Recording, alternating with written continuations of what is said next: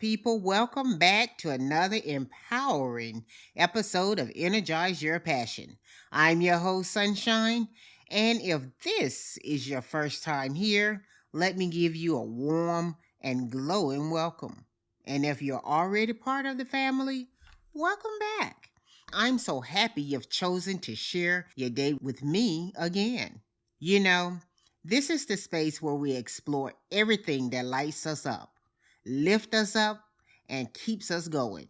And today's episode, whew, it's a big one that touches all of us, even when we don't realize it. We're talking about money. That's right, money. But more importantly, we're talking about understanding your finances. Now, I know, for some of us, money talk feels stressful. It brings up anxiety, guilt, confusion, or even just plain overwhelm. And if you're anything like I used to be, you might even feel like financial stuff just isn't your thing. Maybe you think, I'm not a numbers person, or I'll deal with that later. But I'm here to tell you that understanding your finances isn't all about becoming a money expert. It's about becoming empowered in your own life. Understanding your finances gives you freedom. It gives you peace. It gives you choice. And honey, that's what we're all about here at Energize Your Passion. So today, I want to walk with you through the why behind financial understanding in 5 energizing segments that will leave you feeling clearer, calmer, and more in control. We'll talk about number 1, why financial awareness is emotional freedom. Number 2, why simple habits can change your future. Number 3, busting the myths that hold you back from money confidence. Number 4, creating a vision of your life that's rooted in abundance and intention. And number 5, and finally, we'll bring it all together and talk about your next steps. We'll also hear from real listeners who've been exactly where you are, feeling unsure, overwhelmed, and disconnected from their finances, and who have come out on the other side feeling inspired, empowered, and financially free. So whether you've got $5 in the bank or 50,000, this episode is for you. Let's talk about what money really means in our lives and why understanding it can unlock so many beautiful doors. Grab your tea, coffee, or whatever drink you need to get you comfy, and let's energize your financial power. Ready? Let's go.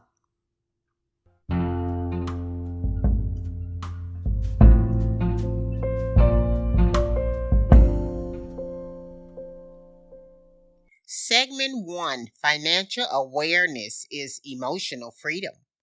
Let's ease into this gently together because if there's one thing I've learned from my own journey and from all of you, is that when we start talking about finances, a whole lot of emotions come rushing to the surface.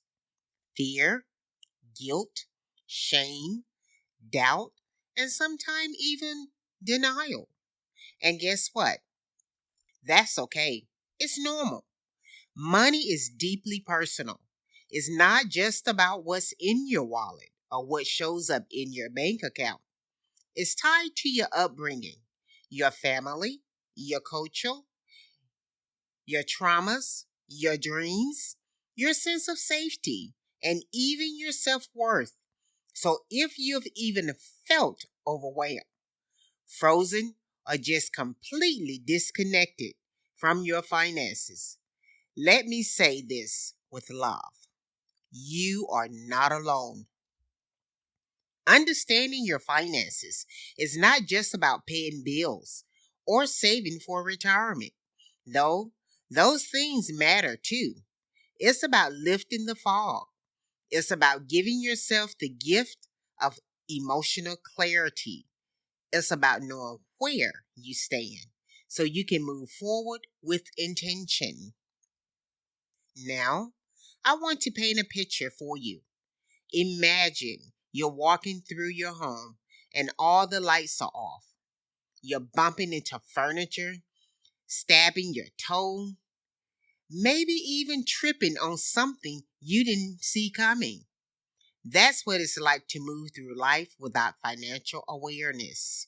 You're operating in the dark and it's exhausting.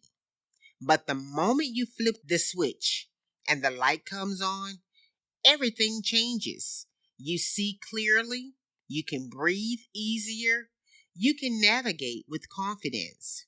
That's what we're doing right now. We're flipping on the lights. I want to start here because this is the part most people skip. When folks talk about finances, they jump straight to budgeting, apps, or debt payoff plans or credit scores. And yes, all of that has its place. But before you can do, you have to feel. You have to understand what's underneath your relationship with money. So let's get real for a second. Ask yourself, 1, how does money make you feel? 2, what's your earliest memory of money? 3, what messages did I receive growing up about spending, saving, or debt? 4, have I ever felt embarrassed or ashamed about my finances? 5, do I avoid looking at my bank account? Why? Take a deep breath and answer those honestly. No judgment, no filters, just truth. You might be surprised by what you discover. Sometimes the simplest act of naming your feelings around money is the most powerful thing you can do. It opens a door, it clears the path. You see, awareness isn't just about numbers, it's about acknowledging what money means to you. And for many of us, money has meant stress, maybe even survival. And when that's your foundation, it's no wonder you hesitate to look too closely. But here's the thing, what you avoid controls you. What you face, you begin to free. The moment you decide to become aware, even just by checking your balance, opening a bill, or saying out loud, I don't know how to manage my money, but I'm ready to learn, you've already taken the most powerful step. Financial freedom begins not with wealth, but with willingness. And now I want to share some powerful listener stories that perfectly reflects this ideal that financial awareness can unlock emotional relief, clarity, and control, even when the numbers themselves haven't changed yet. My first listener story. Hi, Sunshine. I'm Tasha from Atlanta. I avoided my bank app for months because I was scared of what I'll see. But one day, I took a breath and just looked. What surprised me wasn't how bad it was. It was how relieved I felt. I could actually do something now. That moment changed everything. My second story. My name is George from San Diego, and I used to think looking at my finances would make me feel worse. But after sitting down with a notepad and writing out where my money goes each month, I realized I wasn't out of control. I just needed a plan. It gave me peace I hadn't felt in years. These stories are powerful because they reveal something essential, emotional relief that doesn't come from perfection. It comes from presence. When you become present with your finances, you begin to trust yourself again. And when you trust yourself, You start making better choices, not because someone told you to, but because you want to. Let me say this: it's okay to be a work in progress. You don't need to know everything today. You don't have to overhaul your life in a week. You're not here to impress anyone. You're here to empower yourself. Financial awareness isn't about control, it's about connection. It's about forming a healthier relationship with money, just like you would with any other important area of your life. You won't expect a relationship with a partner or friend to thrive without communication, right? Same with money. You've got to check in, be honest, and sometimes even apologize to yourself for the things you didn't know. But you also get to celebrate yourself for being brave enough to learn. One of the most beautiful shifts I've seen in myself and in many of you is this: move from fear to curiosity. Instead of thinking, I don't want to look at my account, you start to think, I wonder what my habits really look like. I wonder how I can make this easier. And that curiosity, that's your spark. That's your fire. That's where healing begins. And here's another truth that might surprise you: awareness is enough to begin changing your financial future. You don't need to full on financial plan before you're allowed to feel proud. Simply sitting down and acknowledging your starting point. That is huge.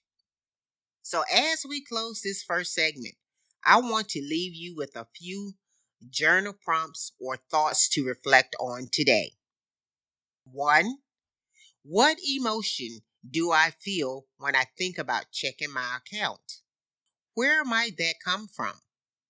Two, what's one thing I can do today to become more financially aware without judgment?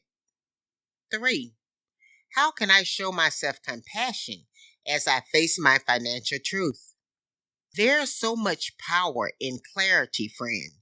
This is just the beginning. Up next in segment 2, we're going to talk about the habits that shape your money lives. The small, simple, doable things that make big change possible. Stay with me. You're doing amazing.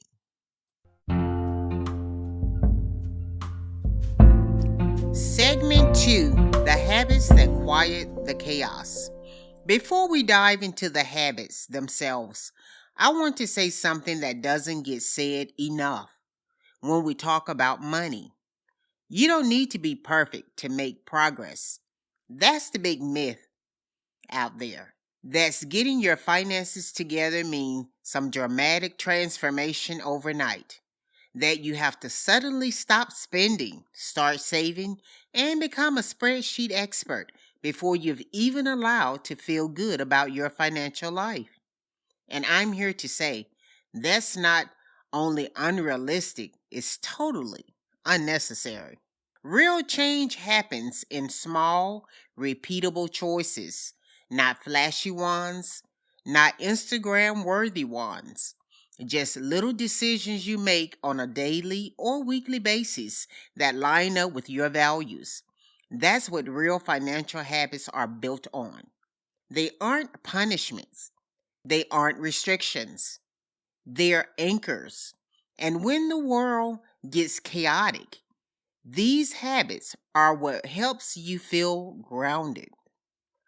Think of your money habits like a daily rhythm, not a rigid routine, but a steady beat that helps you stay focused, steady, and even when life throws curveballs. These habits don't require perfection. They just need consistency and care. Whether it's checking your bank account once a week, writing down your spending, or setting a reminder to pay a bill. These things add up in big ways. What's beautiful is that These habits are yours. You get to shape them based on what works for your lifestyle, your energy, your goals. This is not about copying someone else's financial plan. It's about creating your own, step by step, with intention. So let's dig in. Let's talk about some of the simplest, most effective habits that help you reduce financial stress, build awareness, and give you a sense of calm, even before you reach your goals. Listener story number 1. I'm Marissa from Denver, and I started a money minute each morning. I set a 1-minute timer and opened my finance app just to check in. That one habit has helped me feel way more in control. I'm not scared to look anymore. It's just part of my day. Listener story number 2. My name is Eli from New York. I used to spend without thinking and feel awful afterwards. Now I pause before each purchase and ask myself, does this support my peace of mind? It's a little thing, but it's helped me avoid impulsive spending and focus on what really matters. These stories are so powerful because they remind us of something simple but profound. It's not about how much you change, it's about how often you show up. 1-minute check in, a thoughtful pause, a post-it reminder on the fridge. These micro moments can totally shift how you experience money. So, I want to give you a few habits you might want to try. Not all of them will be your perfect fit, but see which one feels good, feels doable, and feels kind.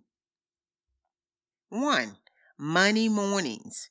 Take 1 day a week to check your balances, update a budget, or just journal about what's coming up financially that week. Number 2. Pause before purchase. Give yourself a few seconds to ask, is this aligned with what I want long term before spending? Number 3. Spending reflection. Once a week, glance over your expenses and celebrate one choice you're proud of, even if it's small. Number 4. Set a no spend day. Pick one day where you challenge yourself not to buy anything.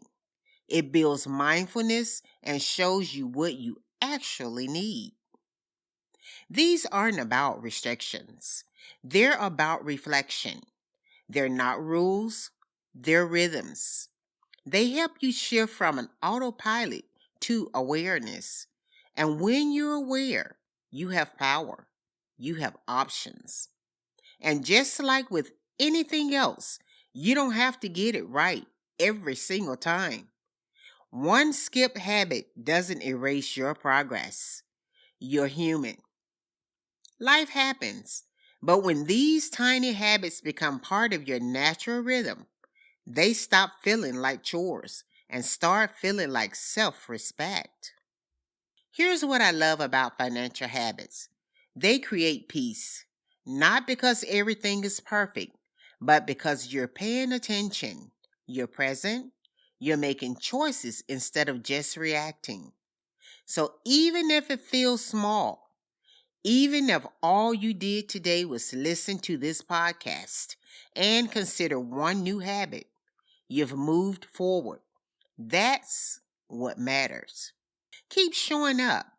Keep choosing calm over chaos. And trust yourself to build something beautiful, one moment at a time. In segment 3, we're diving into the emotional side of money, how guilt, shame, and fear keep us stuck, and how to break free with compassion. Don't miss it. This is where real healing begins.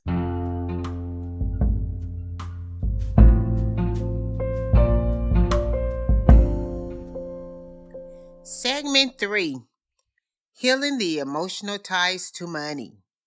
Before we get into today's story and reflections, I want to pause and invite you into a very real truth, one that doesn't get talked about enough in money conversations.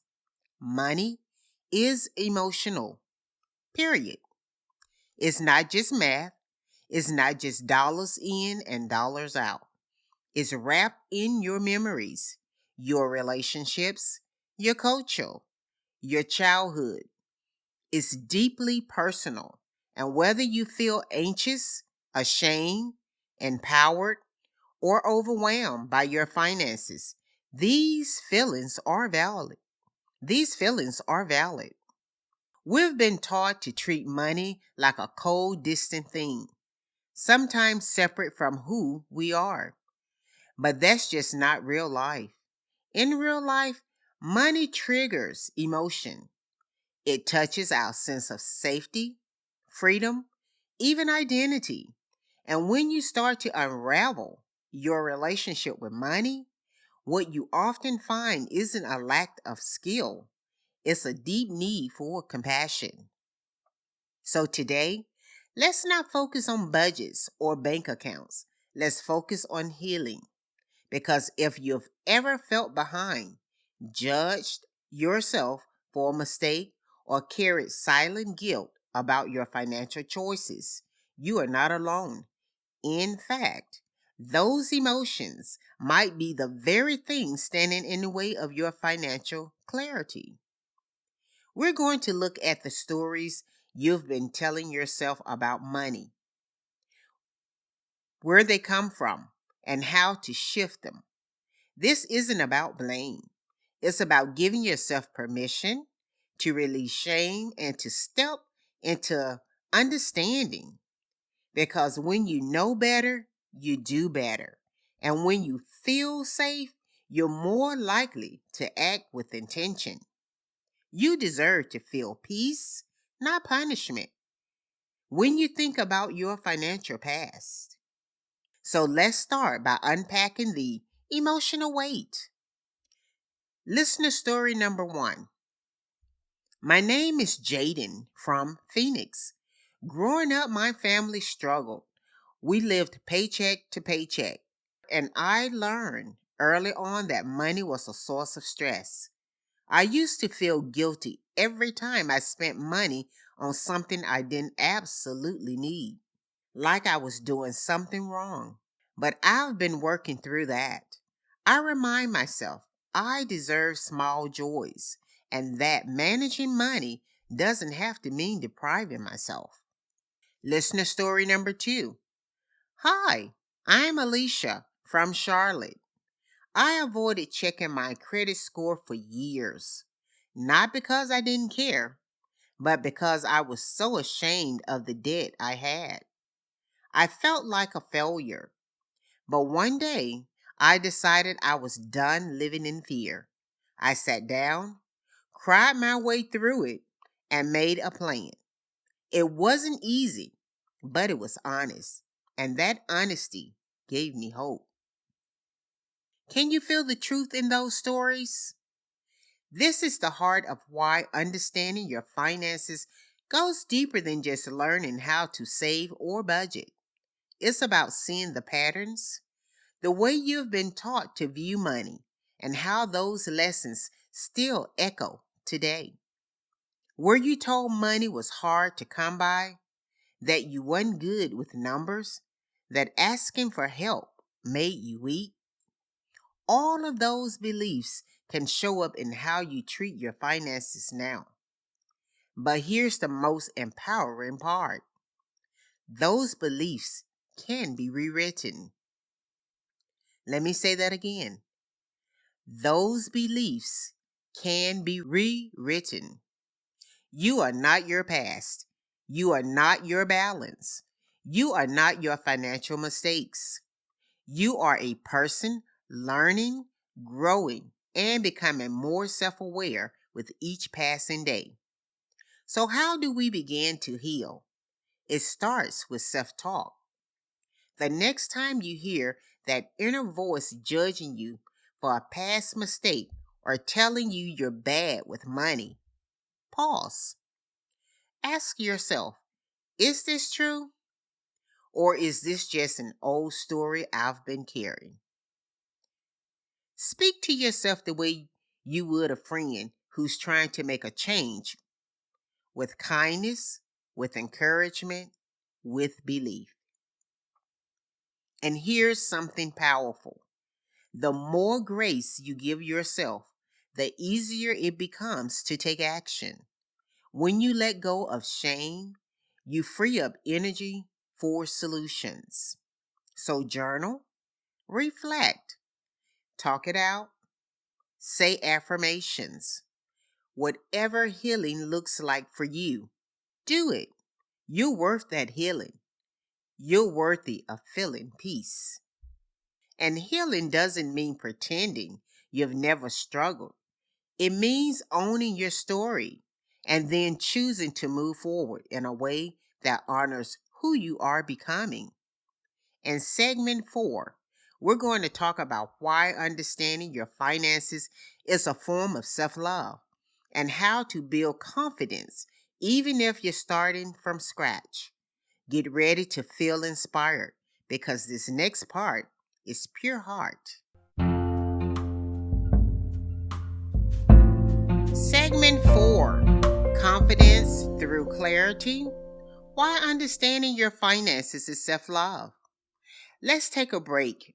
Let's take a deep breath together, right here, right now, because this segment is all about confidence, but not the kind you have to perform for the world, not the fake it till you make it kind.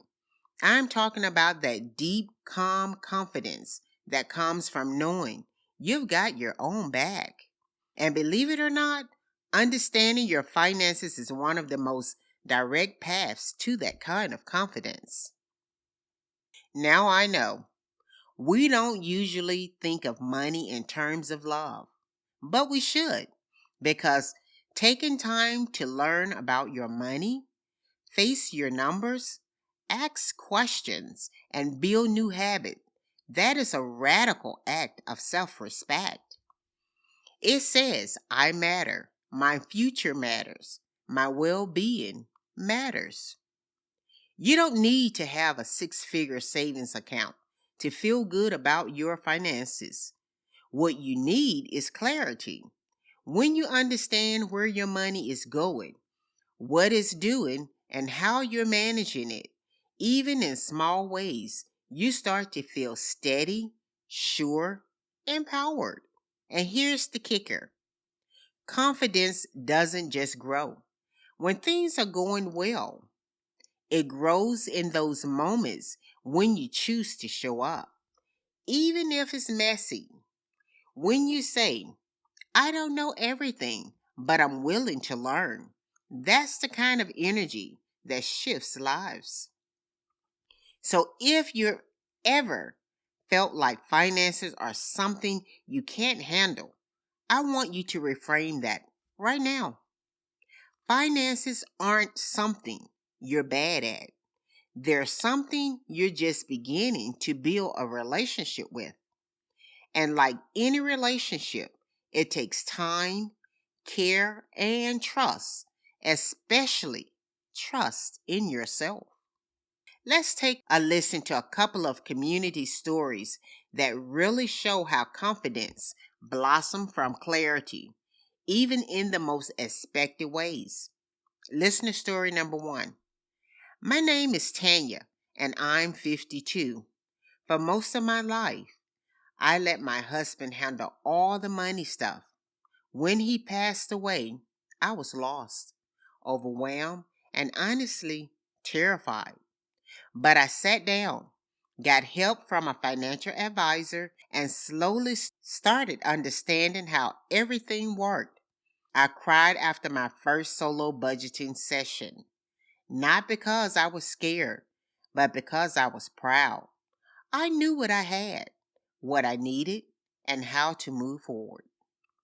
Listener story number 2. I'm Chris from Seattle. I used to avoid credit card statements like the plague. I'll leave them unopened on the kitchen table. But one day, I made myself open every single one and write down the balances. Once I knew the actual numbers, not the fears in my head, I realized I could actually handle it. I made a plan and now I check my statements every week. It's become part of my routine and it feels good to know. Aren't those beautiful? And what I mean when I say understanding your finances is self love, it's not about how much you make, it's not about never messing up. It's about giving yourself the information, structure, and space to grow without shame. So, how do you start building your confidence? Here are a few gentle steps. Number one, start with what you know. Gather your current account information, bills, and balances. Don't overcomplicate it. Just see what's true. Number two, make a mini money map. Write out your income and expenses. No judgment, just facts. Number three, set one clear intention. Maybe it's paying down a credit card. Maybe it's saving $100. Start where you are with what you can. Number four, celebrate small wins. Paid off a bill, track your spending for a week, give yourself credit. That momentum matters. And number five, speak kindly to yourself. When you catch your inner critic saying, I'm so bad with money, pause. Replace it with, I'm learning how to take care of myself financially. And listen, if you've ever doubted your ability to be confident with your money, come back to this. Clarity creates calm. Calm creates confidence. And confidence unlocks freedom. That freedom isn't about being rich. It's about feeling safe, feeling informed, feeling ready. And you don't need permission from anyone else to start walking that path. You've got this. In segment 5, we're going to wrap it all up. The emotional freedom, the daily habits, the healing, the confidence, and show you how it all connects. We'll also share a few last reflections and a special call to action for your next steps. Don't miss this final chapter. It brings everything full circle. Segment 5, putting it all together. Your financial freedom starts here. Let's take this final stretch together, heart to heart. Before we tie everything together, I want you to pause for a second and realize something beautiful. You've made it this far. That means you're not just listening, you're showing up. You're investing your time, your energy, and your spirit into learning how to understand your finances. That matters, and it says so much about who you are. You see, financial growth isn't just about the numbers, it's about the mindset. And you've already proven you have the mindset of someone who wants more peace, more clarity, more control, more freedom. So give yourself a moment of gratitude for doing this. So many people never take the first step. You're not only walking this road, you're walking it with intention, with courage, and with community. And now it's time to bring together everything we've explored in this episode. Segment 1, Emotional Freedom. Understanding your money starts with acknowledging how you feel about it. Emotional clarity leads to peace. Segment 2, Habits. Small actions done consistently build momentum. Don't wait for a perfect plan. Start with a realistic one. Segment 3, Myth busting. You are not behind. You are not bad with money, and it's not too late. You can unlearn the lies and learn the skills. Number 4, vision and values. Align your money with your purpose. Use your finances to create a life filled with meaning, not just maintenance. Now, here's your gentle but powerful call to action. Pick one small thing today. Open your banking app, write down your expenses, journal about how you feel about money.